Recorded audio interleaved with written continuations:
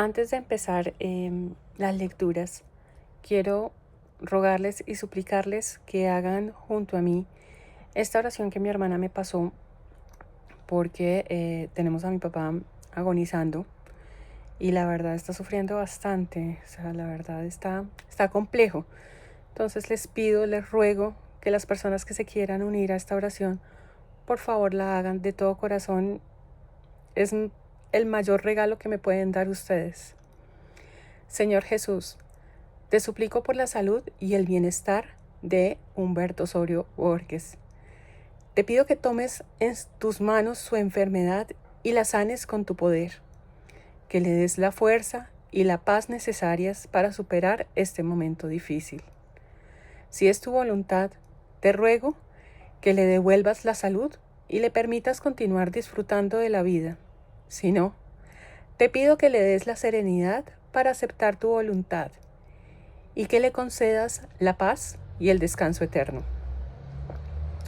Sé que eres el gran sanador y el consolador de los enfermos. Te pido que intervengas en este momento y que bendigas a mi papá.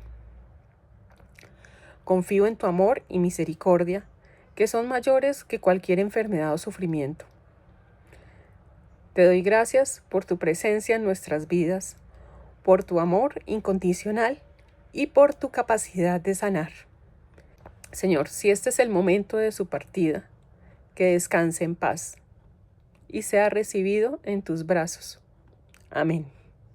De verdad. Gracias a las personas que puedan hacer esta oración.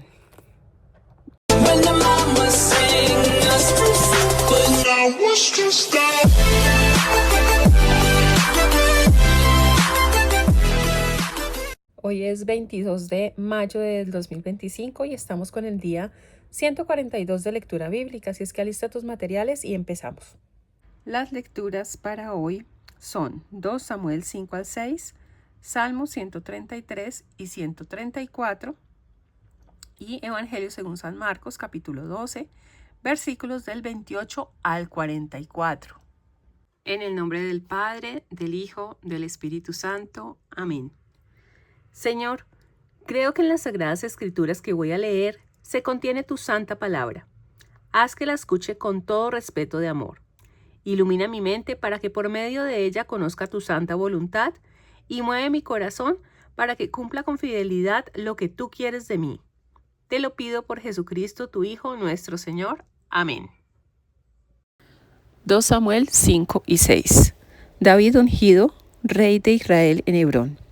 Todas las tribus de Israel se presentaron entonces a David en Hebrón y le dijeron: somos de tu misma carne y sangre. Ya antes, cuando Saúl reinaba sobre nosotros, eras tú quien guiabas a Israel. El Señor te ha dicho: tú apacentarás a mi pueblo, tú serás el jefe de Israel.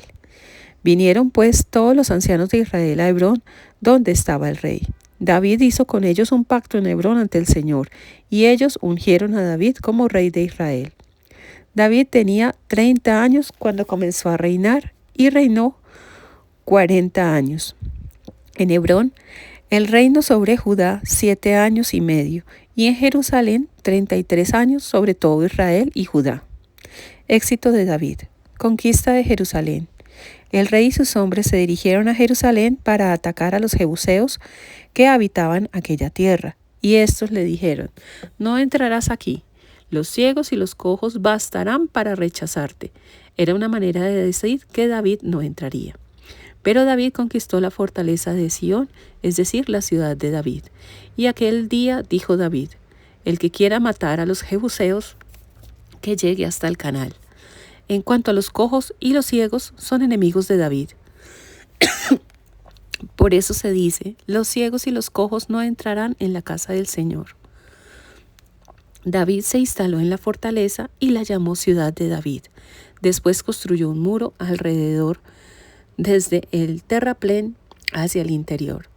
David se hacía cada vez más fuerte y el Señor, Dios Todopoderoso, estaba con él. Hirán, rey de Tiro, envió mensajeros a David y puso a disposición madera de cedro, carpinteros y canteros con el fin de que construyeran un palacio para David. Así reconoció David que el Señor le había confirmado como rey de Israel y que engrandecía su reino a causa de su pueblo Israel.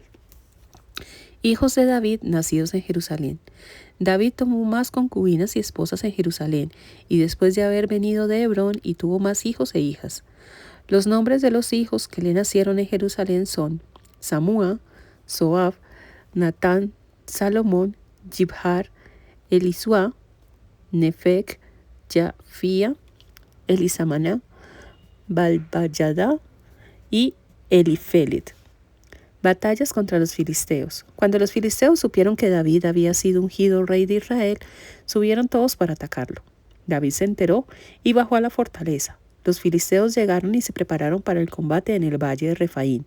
David consultó al Señor. ¿He de ir a luchar contra los filisteos? ¿Me los entregarás? El Señor le respondió, atácalos porque yo te los entregaré. Fue pues David a Baal Perasaim y allí los derrotó. Y dijo, el Señor ha abierto una brecha entre mis enemigos como la brecha que abren las aguas. Por eso se llama este lugar Baal Perasim, es decir, Señor de las brechas. Los filisteos abandonaron allí a sus dioses y David y sus hombres se los llevaron. Volvieron a subir los filisteos y se prepararon para el combate en el valle de Refaín. David consultó al Señor, que le respondió, no subas de frente, da un rodeo por detrás y cae sobre ellos por el lado de las moreras. Cuando oigas ruido de pasos en la copa de las moreras, ataca rápidamente, porque entonces el Señor irá adelante para derrotar al ejército filisteo. David hizo lo que el Señor le había mandado y derrotó a los filisteos desde Gabaón hasta la entrada de Geser. El arca en Jerusalén. David reunió de nuevo a todo lo más selecto de Israel, 30,000 hombres, y acompañado de todo el pueblo, salió y fue a Balá, de Judá, para traer de allí el arca de Dios, que lleva el nombre del Señor Todopoderoso, el que se asienta sobre los querubines. Pusieron el arca de Dios sobre un carro nuevo y la sacaron de la casa de Abinadab, que está en la colina. Uzá y Ahió, hijos de Abinadab, conducían el carro. Uzá estaba al lado del arca de Dios y Ahió iba delante de ella. David y todo Israel iban danzando delante del arca con gran entusiasmo, cantando al son de cítaras, árparas, tambores, mandolinas y platillos. Al llegar al campo de Nacón, Uzá sujetó el arca de Dios con la mano porque los bueyes la hicieron tambalearse. Entonces el Señor se enfureció contra Uzá y allí mismo lo hirió muriendo por su atrevimiento ante el arca de Dios. David se afligió mucho porque el Señor había castigado a Uzá y puso a aquel lugar el nombre de Perez Uzá, es decir, brecha de Uzá, y así se llama hasta hoy. David tuvo miedo del Señor aquel día y pensó, ¿cómo va a entrar en mi casa el arca del Señor? Y no quiso llevar el arca a su casa, a la ciudad de David, sino que lo llevó a la casa de Obededón, el de Gad. El arca del Señor estuvo 3 meses en la casa de Obededón, de Gad, y el Señor bendijo a Obededón y a toda su familia. Informaron al rey David, el Señor ha bendecido a Obededón y todas sus posesiones a causa del arca de Dios. Entonces David fue a buscar el arca de Dios a casa de Obededón e hizo que la trajeran a la ciudad de David en medio de gran alegría. Cuando los que llevaban el arca dieron 6 pasos, se sacrificó un toro y un ternero cebado. David danzaba ante el Señor frenéticamente. Llevaba puesto en un efod de lino. Así David y todo Israel trajeron el arca del Señor entre gritos de júbilo y al son de las trompetas. Cuando el arca del Señor llegaba a la ciudad de David, Micol, la hija de Saúl, estaba mirando por la ventana y al ver al rey David que saltaba y danzaba ante el Señor, sintió desprecio por él. Llevaron pues el arca del Señor y la colocaron en su lugar en medio de la tienda de David, que había hecho levantar para ella. Y David ofreció al Señor holocaustos y sacrificios de comunión. Al acabar de ofrecerlos, David bendijo el pueblo en el nombre del Señor Todopoderoso. Luego distribuyó a todo el pueblo, a los hombres y mujeres de aquella multitud israelita, un pedazo de pan a cada uno, un pedazo de carne y un pastel de pasas. Después cada uno se fue a su casa. Cuando David regresaba para bendecir a su familia, Micol, la hija de Saúl, salió a su encuentro y le dijo, Qué bien ha quedado hoy el rey de Israel desnudándose a la vista de las criadas de sus servidores, como se desnuda un hombre vulgar. David respondió a Micol: Yo he danzado ante el Señor. Vive el Señor, que me eligió y me prefirió a tu padre y a toda su familia para hacerme jefe de su pueblo Israel, que yo danzaré ante el Señor y me humillaré todavía más. Tú me despreciarás, pero las criadas de que hablas apreciarán mi acción. Y Micol, hija de Saúl, no tuvo hijos en toda su vida. Ni los ciegos ni los cojos entrarán en el reino de Dios. Algunas personas lo toman textualmente, pero debemos recordar que la escritura de la Biblia no es para tomarla textualmente. Hay varias formas literarias que se emplean. Así es que en este caso hace referencia a los ídolos, a todas esas imágenes de barro, de bronce, de X material que se hacían antiguamente para adorar y venerar. Entonces, las personas depositan esa confianza en ídolos que tienen ojos pero no ven, que tienen piernas pero no caminan. Entonces, nosotros debemos realmente tener nuestra confianza en el Dios verdadero, que es Dios, el que sí puede ver todo, el que sí puede hacer todo, el que creó todo, y no ponerla en dioses que no existen realmente y que no tienen ningún poder ni aquí en la tierra ni fuera de ella. Tenemos que abrir un poquito más nuestro corazón y nuestros ojos al momento que estamos leyendo la Biblia, porque a veces nos podemos confundir y a veces podemos errar en la interpretación de ella. Por eso es tan importante consultar varios libros, mirar las contrarreferencias de la Biblia que están ahí mismo escritas, consultar con un sacerdote, ir a unos grupos que son de lectura bíblica. Todo esto nos va a ayudar a comprenderla muchísimo mejor. Salmos 133 y 134. Que vivan unidos los hermanos. Canto de peregrinación de David. Qué agradable y delicioso es que los hermanos vivan unidos. Es como ungüento perfumado derramado en la cabeza, que baja por la barba de Aarón hasta el borde de su ornamento. Es como rocío del Hermón, que destila por las colinas de Sión. Allí envía el Señor la bendición, la vida para siempre. Bendigan al Señor, servidores del Señor. Canto de peregrinación. Bendigan al Señor, todos los servidores del Señor, los que pasan la noche en la casa del Señor. Levanten sus manos hacia el templo y bendigan al Señor. El Señor que hizo el cielo y la tierra, te bendigan desde Sión. Hoy en día las relaciones entre hermanos son complicadas en el sentido de que como somos tan diferentes, cada uno se va por su lado y se les olvida que son hijos de los mismos padres. Por eso este par de salmos es tan importante recordarnos la unidad familiar, el amor entre hermanos, que pese a las diferencias que se tengan, lo más importante es eso, es el estar unidos, el tenernos realmente el uno al otro, el podernos apoyar y poder siempre unirnos en el Señor ante las dificultades. Evangelio según San Marcos, capítulo 12, versículos del 28 al 44. El mandamiento principal. Un maestro de la ley que había oído la discusión y había observado lo bien que les había respondido, se acercó y le preguntó: ¿Cuál es el primer mandamiento de todos? Jesús contestó: el primero de todos es este: escuche, Israel, el Señor nuestro Dios es único, es el único Señor. Amarás al Señor tu Dios con todo tu corazón, con toda tu alma, con toda tu mente y con todas tus fuerzas.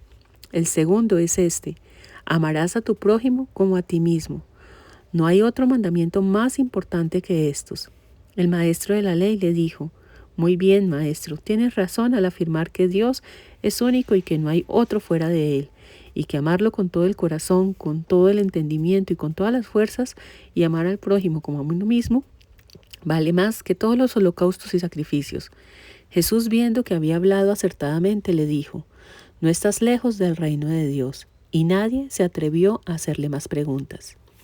La filiación del Mesías. Entonces Jesús tomó la palabra y enseñaba en el templo diciendo: ¿Cómo dicen los maestros de la ley que el Mesías es el hijo de David?